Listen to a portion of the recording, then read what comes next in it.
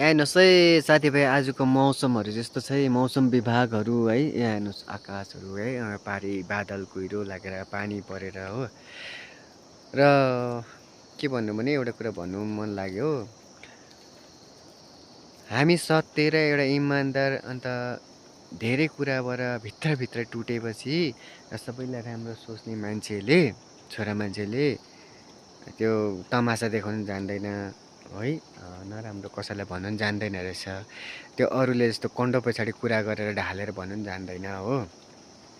म यति नै भन्छु त्यसैले म यो भन्न चाहन्छु कि कसैको कन्डो पखालेर आफ्नो त्यो अगाडि बढ्ने कोसिस नगरौँ है फेमस नगरौँ जे छ इमान्दार र सच्चाइले गरौँ है राम्रो बनौँ एकअर्कालाई बुझ्ने कोसिस गरौँ राम्रो गरौँ है भन्ने चाहिँ चाहन्छु आफू त सबै कुरा आफ्नो फ्यामिलीबाट टुटिसकेको फुटेको मान्छे हुँ अरू त के नै भन्नु र यस्तै छ आजको हालत हो भन्नु त छोरा मान्छेको लागि धेरै कुराहरू भन्नु इच्छा छ चाहना छ मन छ तर के गर्नु अब जो मान्छे इमान्दारमा बस्छ उसलाई अलिकति भन्ने हिम्मत नआउँदो रहेछ किनकि हिम्मत किन आउँदैन भने चाहिँ उसको अगाडि पछाडि कोही हुँदैन अलिकति सानो कुरामै हेल्प गर्ने मद्दत गर्ने कोही हुँदैन कि त्यो भएर चाहिँ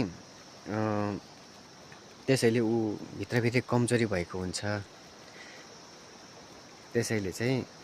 भन्नु सकेको छुइनँ म पनि कुनै दिन भन्नुला समय आउला बस यही आशा छ है आजको मौसममा पानी पर्दैछ बस यति नै हो अरू बात नभन्नुला